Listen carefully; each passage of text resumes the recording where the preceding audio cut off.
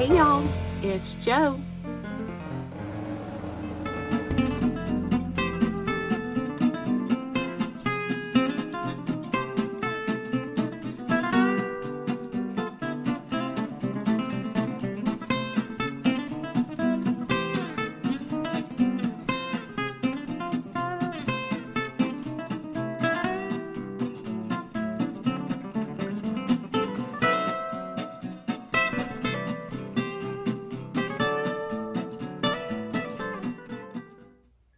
Well, how are y'all doing today?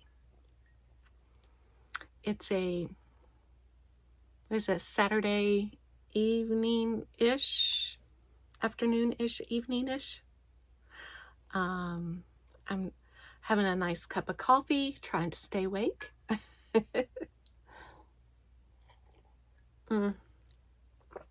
Squad, that's my squad, yo.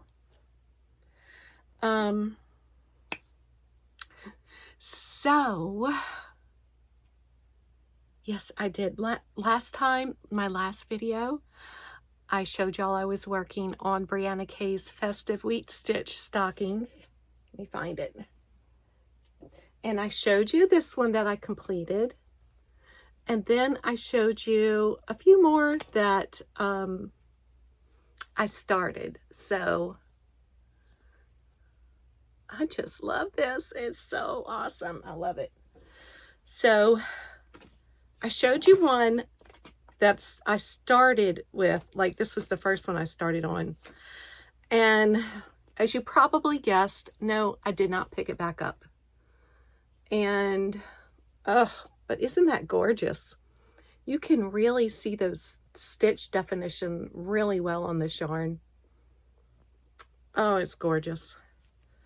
I was thinking I might want to save this yarn for something a little bit more wearable or something. You see how it's stretchy it is? And it's like silky soft. This is the Comfy Classic by Yarn Bee. It's discontinued, but it's viscose polyester nylon.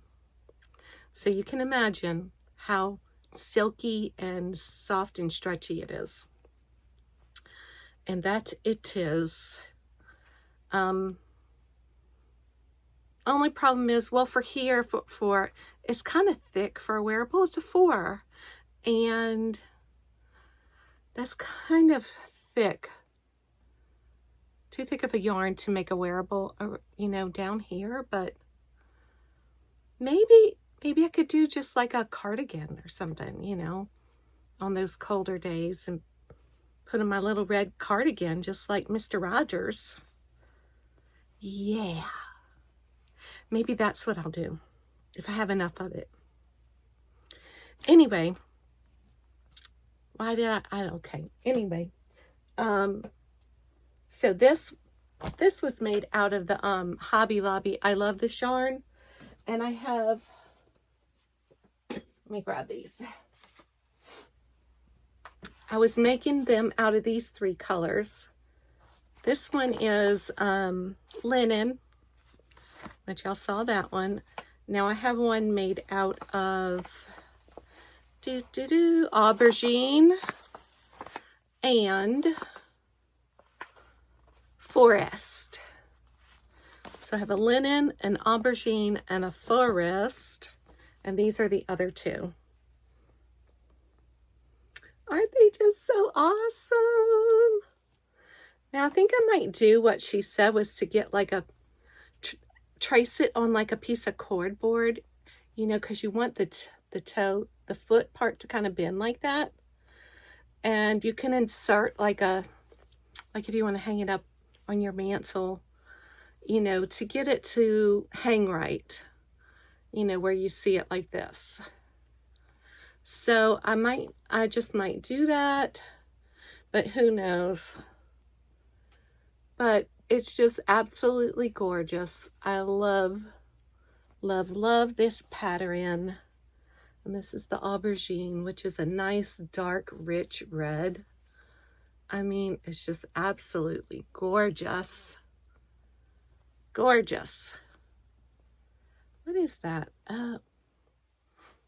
Oh my goodness. I think I just noticed this is the seam.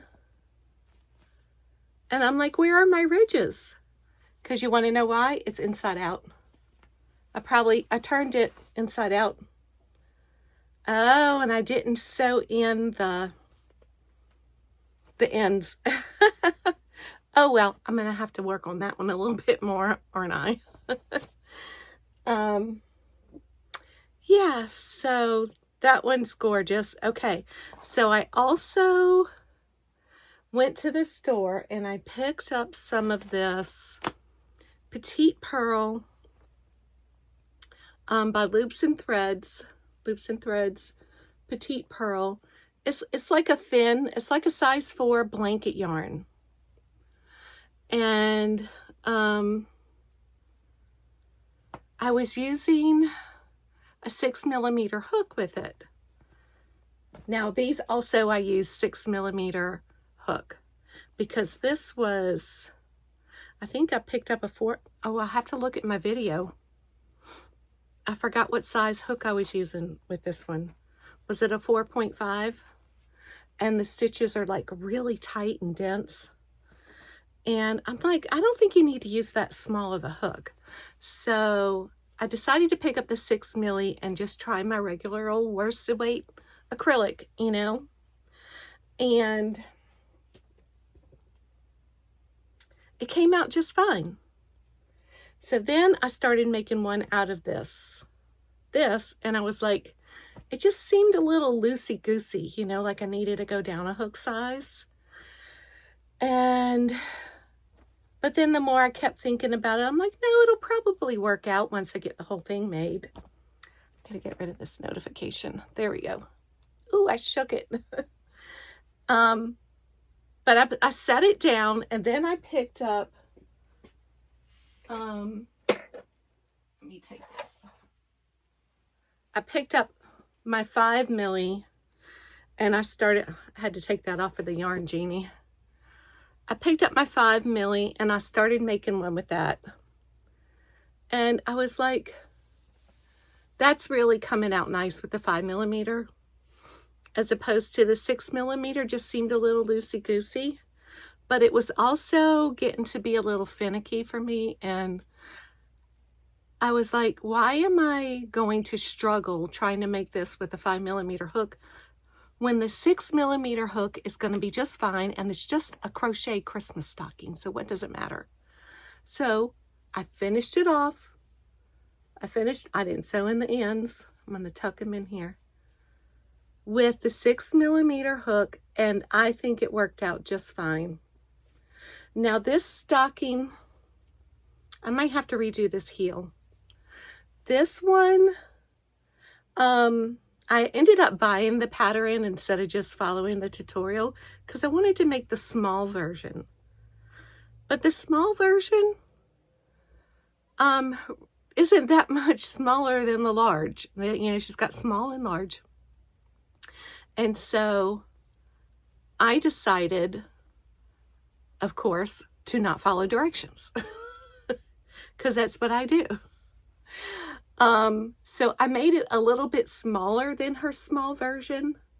Like hers would have been, you know, a little bit wider. It would have been just as wide as this.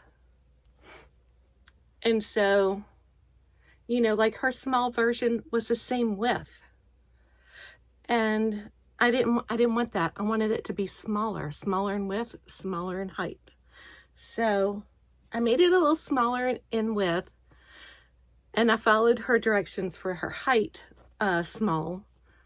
And then I kind of went off and did my own thing here by the heel, and I don't like how it came out. I think I have too many rows, or there's too many stitches there. It just looks a little wonky, the heel does. The toe part looks fine. Toe part looks fine. I did something on the heel to make it a little wonky. You see how it kind of pulled in right there? So I might pull that heel out and redo that heel. But y'all, I think the 6mm is just fine for this. You know, let me show you. You can kind of see like if I put my hand in here, you'd probably be able to see my hand, maybe. Not really, but you can, you know what I'm talking about. There's like a little holy right there. See? But it's fine. It looks great. It's beautiful. And this yarn is almost velvety. It's like a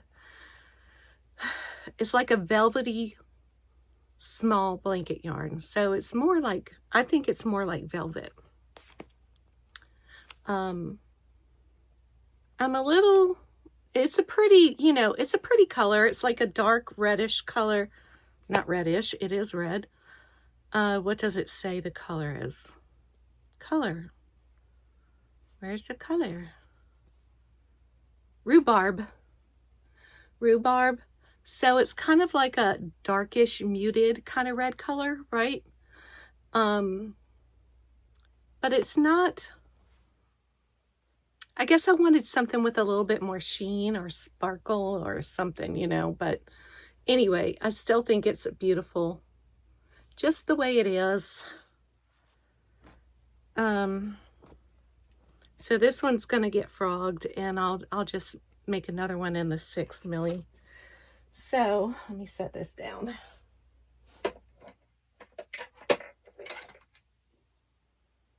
Whoopsie.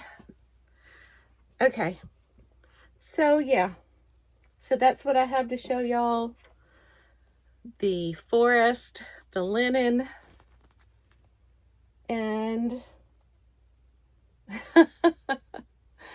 the aubergine, and then I have this one. Oh, look how much brighter red that looks than the aubergine. It looks more traditional red, but it's a little darkish, you know, color. Red, not a bright red. Does that look bright red? It does kind of look bright red when I hold it like that. It's more darkish red. But apparently not as dark as the aubergine. Okay.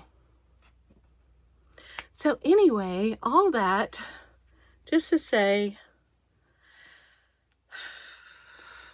I think I really, in my mind, I had plans to like want to make everybody one for this Christmas. And when I mean everybody, I just mean, you know, my immediate family. So that's 6. And anyway, we'll see if that comes to fruition. I mean, I already have 3 made, right? But then I was kind of thinking, well, I really didn't want to make them out of that acrylic. I wanted to make something nice and softer and more luxurious like this.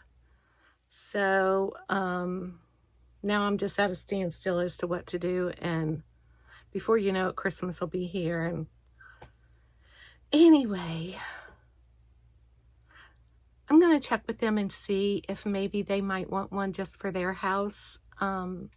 And what color they might like, you know. So they're easy.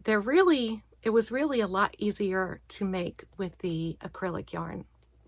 So, you know, 6 millimeter and a number 4 worst weight. I love this yarn, you know. It really worked up nice and easy. So I might just stick with that and just make it easy on myself. So that's that. Oh, so this is the Festive wheat stitch. See, I printed out the pattern, and there's hers. Oh, that's it I wanted to talk to you about. I want to figure out how to get some, I might just go get like some strip leather or something and make that little hanger thing like she had. And she has these like little wooden name tags, but I wouldn't be able to put a name on there like nicely. Like I guess Cricut people could, you know, print that out and make it look nice. And put their names on it with that. But I thought those little hanging tags are really cute, little wooden hanging tags. And then, of course, she's got her leather little tag there for her crochet tag, you know, like who made it. So, and that does kind of look cute on there.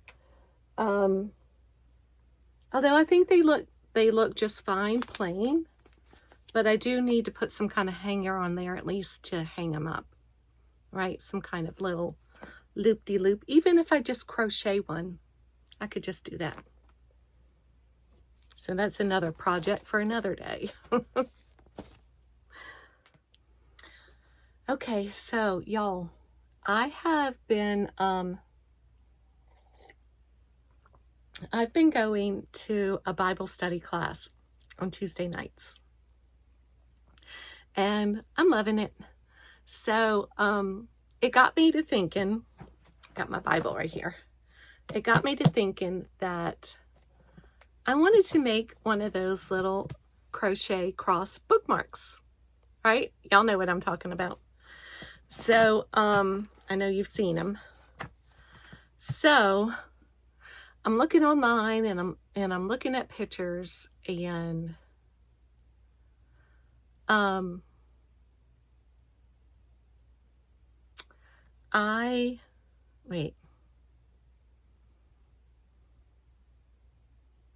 so I came across this video on YouTube, a tutorial of a cross crochet bookmark. Of course, they have, you know, quite a few. And this one that I particularly liked, the instructor, you know, spoke broken English, right? So a lot of, and I could get the gist of it, you know. So I just grabbed, I know I need to use thread for, where, I thought I brought my thread in here. Anyway, so, oh, it's right here. This is the Annie's, stuck the label on the inside thread. But I'm like, okay, just let me try to make one, you know, out of regular yarn. So I grabbed some cotton I had over there, and I'm following along with her tutorial, and this is what it made. Now, her instructions were pretty good, that I could understand, but there were some issues right here with connecting all these, and how do I put this nicely? She didn't do the same thing for each one. Each time it was something like a little different. And I was like, wait, the Joe CD in me came out and said, you have to do it the same way for each one. Why are you doing, you know, why? Or maybe it was me. Maybe I was misinterpreting or mishearing her.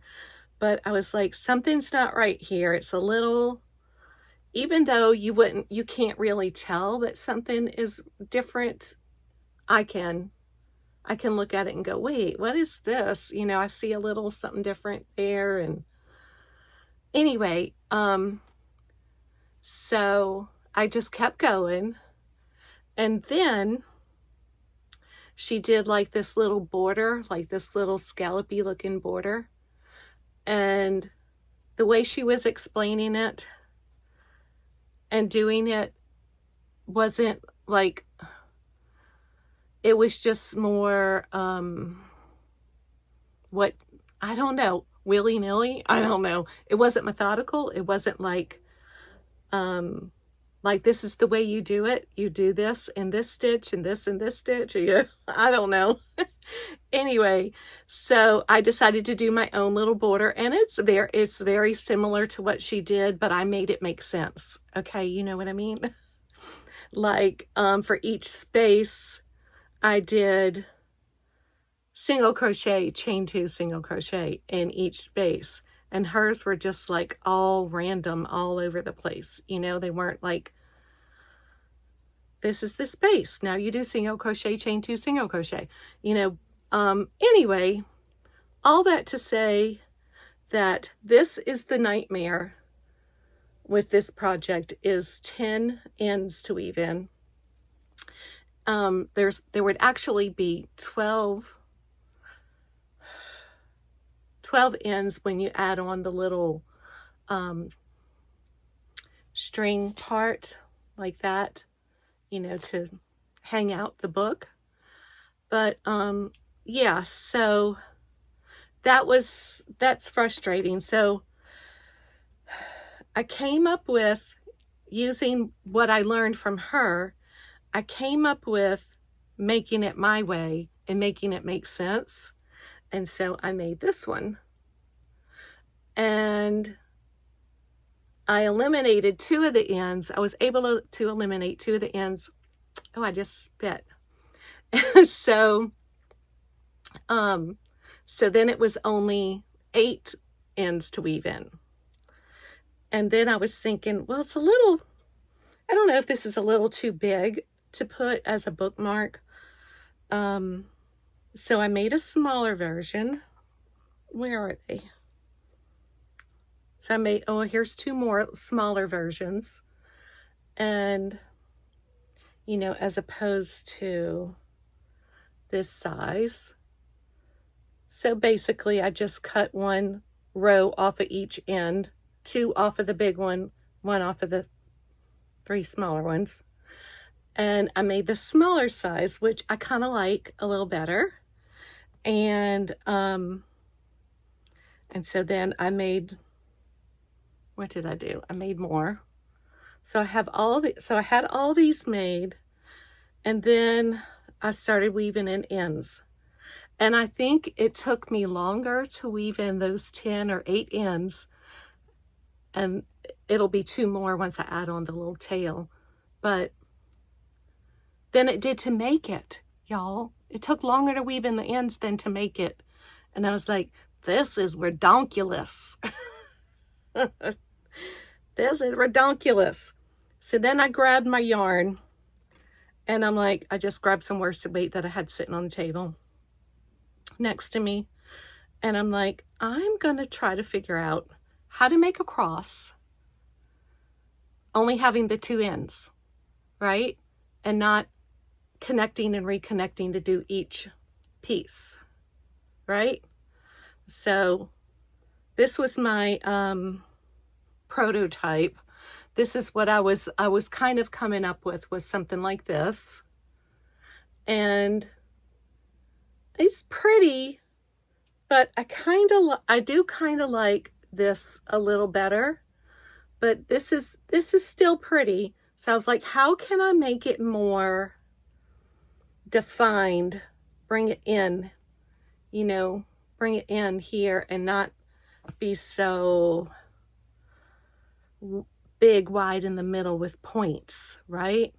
So, so then I grabbed my thread, and which one did I do? Oh, I came up with this one. I came up with this one, and it was still a little pointy on the ends, but I did that with 2 ends. And I was like, that's not bad. Not bad at all. And so then I made a couple of adjustments, and I decided to do the end parts a little differently so it would look a little prettier on the ends. And I came up with this one, but then I couldn't do my little bumpity bump scallop, you know, these little like lacy-ish border, right? And this is really pretty without the little lacy-ish bumpy border. But then I figured out how to incorporate that also with just the 2 ends. And so I just kept working at it. So here's the finished product right here. It's got lacy, the little lacy bumpy border. It's got the pretty ends, the big fans on the ends. And then I added this little tail, and I just put this little thing on the bottom. I saw some people do that on some of their bookmarks, you know, pictures and stuff I'm looking at, and I'm like, well, you know, that kind of represents the Trinity, the Father, Son, Holy Spirit. We have the little three thing, you know, three thing, Father, Son, Holy Spirit. So I'm like, that would probably work. I'm not crazy about it. Of course, a lot of people do tassels. Tassels are a lot of work, and I don't think I'm very good at making them, and I'm always afraid they're just going to fall apart. I don't know.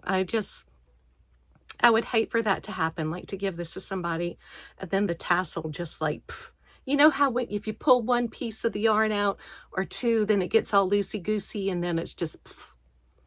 So I want to make something, I think this works, but I think it just needs to be something a little bit more special. I don't know.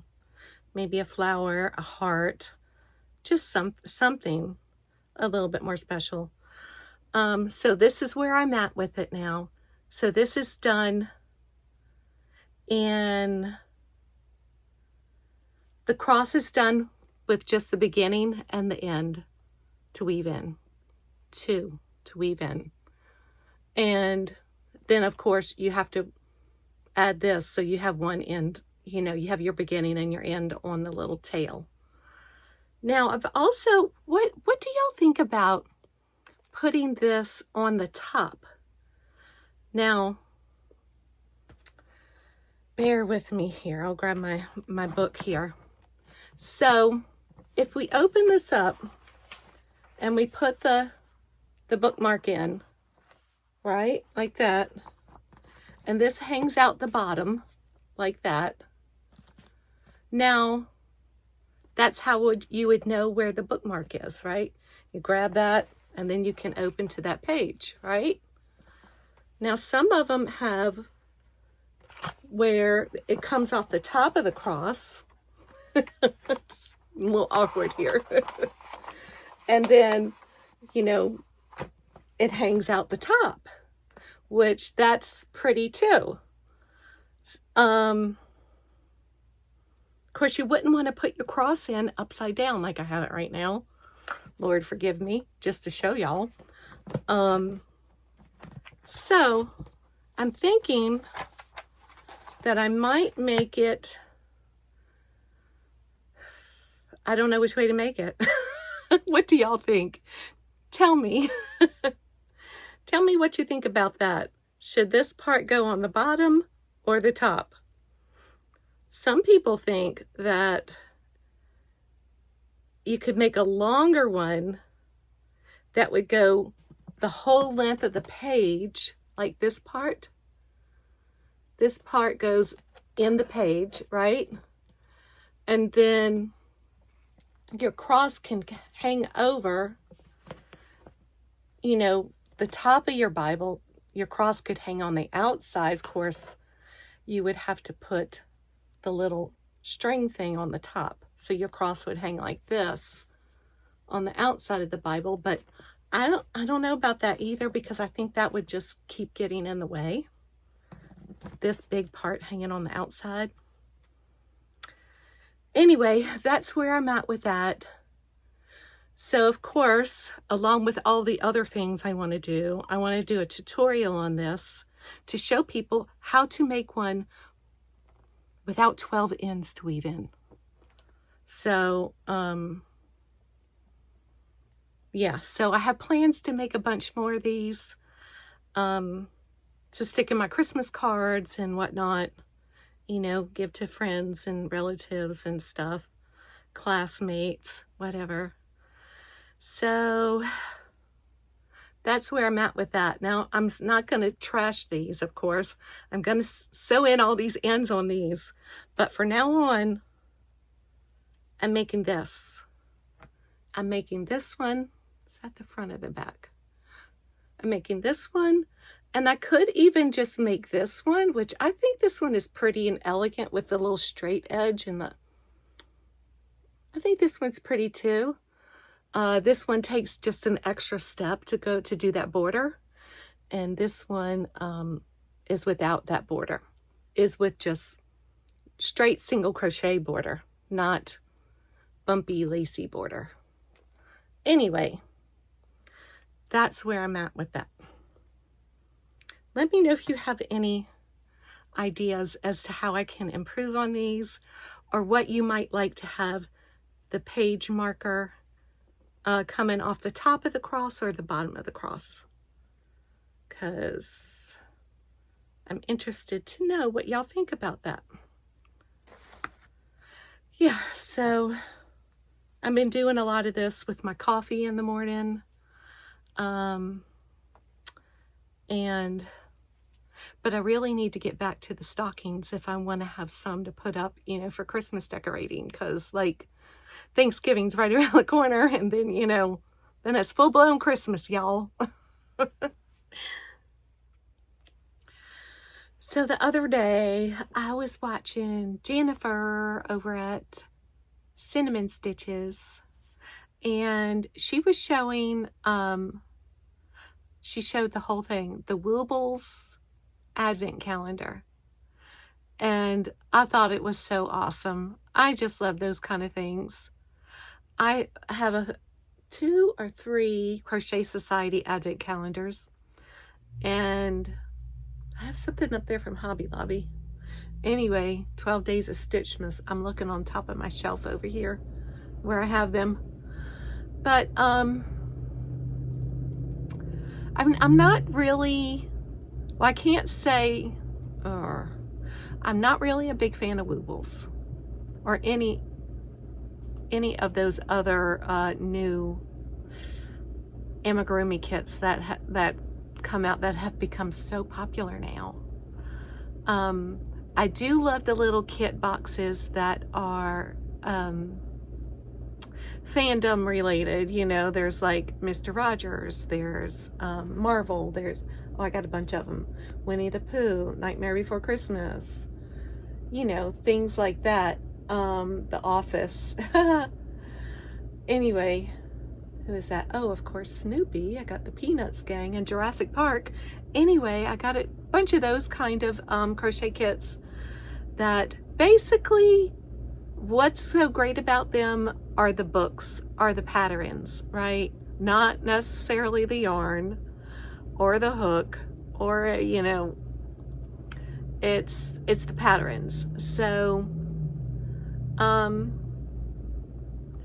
woobles has never really piqued my interest because they're really expensive, and I just think that beginners can make all these cute things so much cheaper by following a tutorial, or even if they buy a pattern and they get a hank of yarn and a hook, you know. I just think that they could probably make these things for a fraction of the cost. But anyway, I just thought that advent calendar was so cute the way it was all set up. I'll see if I can find some pictures, you know, and show y'all some pictures. But I told her I think I have FOMO. I have FOMO for 2 things this week that I saw. I have FOMO for that, but I'm not going to do it because I didn't even do any of my other ones, so I'm not going to get it. But and also Carrie Penny, the Happy Crafty Homemaker, she recently acquired a oh shoot, what is it called? Anyway, it's like one of these long, it's a knitting machine, long, like a long tabletop one that you can make big flat panels with, right? So she showed in her video, you know, her unboxing, and then she just ran a cake of yarn through it just to see what it would do. And you know, because you can do different tensions. I don't know, there's different settings on it, so you have to figure out a good setting for whatever yarn you're using for what you're looking for. So you know, she's just playing with it, and then she started making a shawl. I bet she's got it finished by now. And